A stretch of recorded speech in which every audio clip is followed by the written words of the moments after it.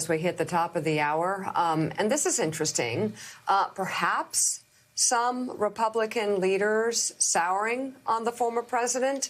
Take a look at this. You assume President Trump runs in 2024? He's certainly saying that he's going to. Whether he does or not, we don't know. If he runs, he wins the nomination. I don't know that.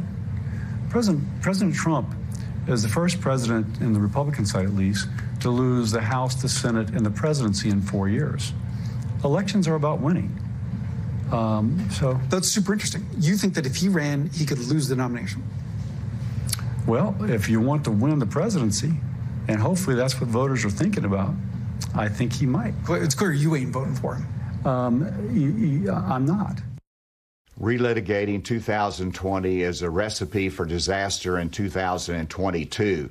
Let's talk about the future. The election is passed. It's been certified. It's about the future. It's not about the last election.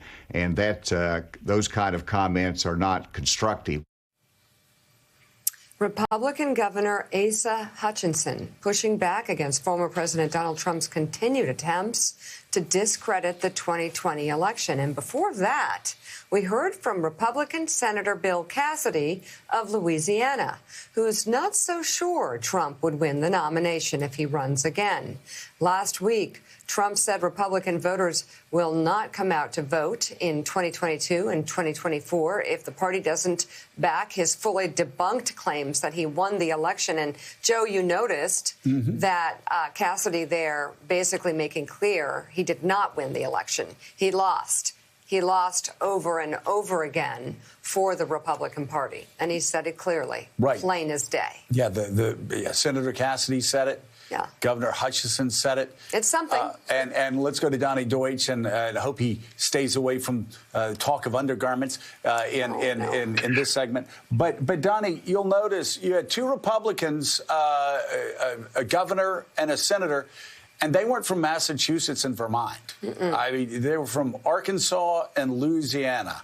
And I do think, again, when you have a situation that you saw with Donald Trump, like, for instance, Donald Trump. Why did Donald Trump lose in 2020? He lost because, as Ron Johnson, your good friend Ron Johnson from Wisconsin said, as he was talking to that woman, he said, because there were a lot of Republicans who just wouldn't vote for him. There were like 50, 55,000, 60,000 Republicans in Wisconsin that voted for every other Republican candidate, would not vote for Donald Trump. And so when you have that as a situation in 2020 and you have some of these people breaking off, does Donald Trump still own the Republican Party? Yeah, but that Republican Party is a lot smaller, a lot less influential in suburbs across America and among more educated Americans, if you look at the polling numbers. And it's, again, it just, I know everybody's scared of Donald Trump. It just doesn't seem like the trend lines are going well for him in terms of putting together a coalition that can win. Here's the fact.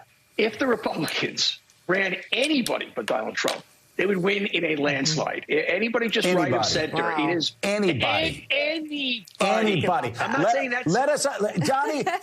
Donnie, nobody has said this enough. Nobody has said this enough. You go back and look at 2020.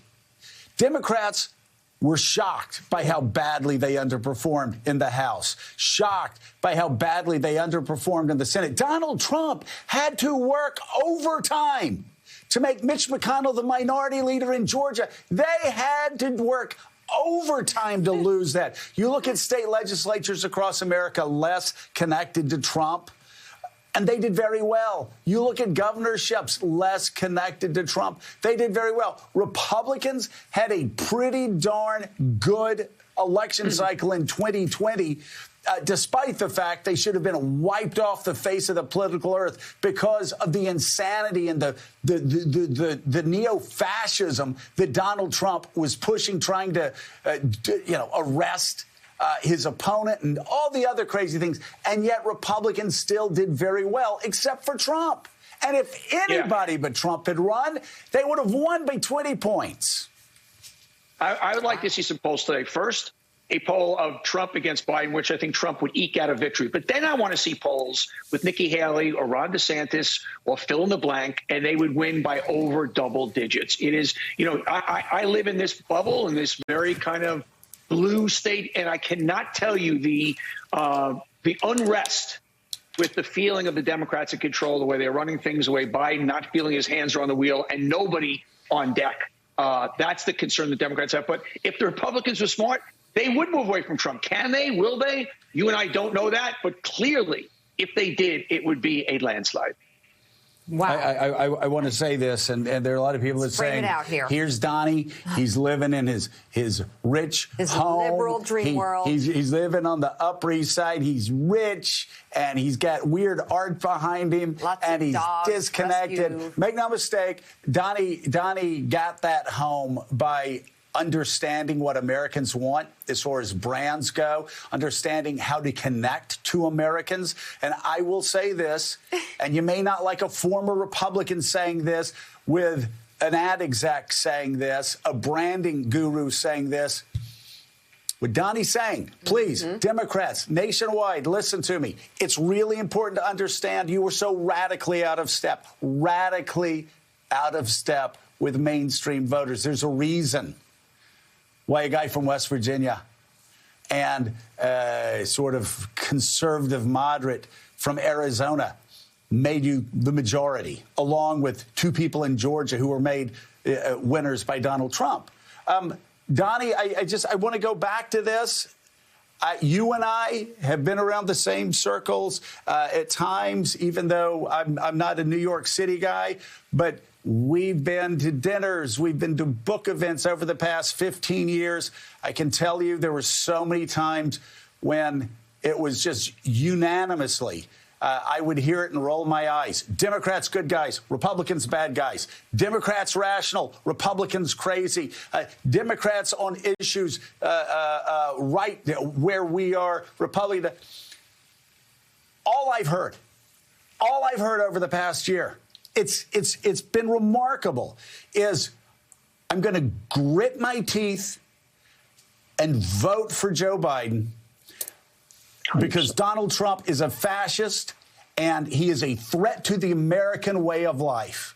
But if I had any excuse to vote against the Democrats, I would do it because they are so progressive and so wildly out of step with mainstream America. I'm not talking about Brooklyn. I understand. I'm not talking about San Francisco. I understand there are pockets where that progressivism needs to be represented. And we need progressivism represented in Congress. I'm talking the National Party. I have never heard such unrest in all my life against any party as I am against the Democratic Party because of their policies and how wildly out of step they are with mainstream America. I know I'm going to get killed on Twitter today. And guess what? I don't care. You know why? Because Twitter isn't mainstream America. Donnie, I'm hearing this from lifelong liberals, lifelong progressives on a variety of issues.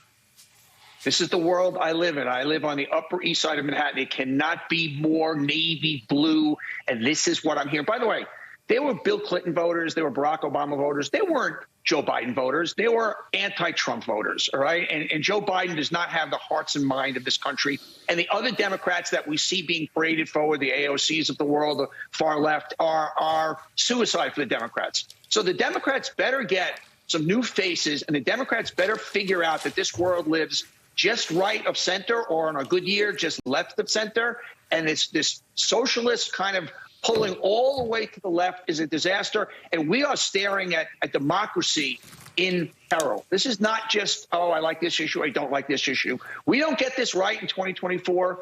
It ain't ever going to be right. You should be sounding the alarm bells of what's going on now. It's just our democracy is really at stake, and the Democrats need to understand where the world lives. For sure. So, it's not dramatic to say. No, it is. It's not dramatic.